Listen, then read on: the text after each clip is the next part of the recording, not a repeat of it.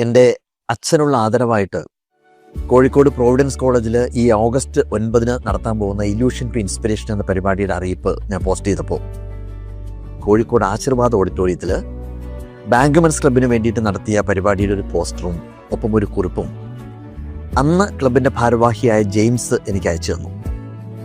ഏറെ ദുഃഖകരമായൊരു സംഭവമാണ് അന്ന് നടന്നത്.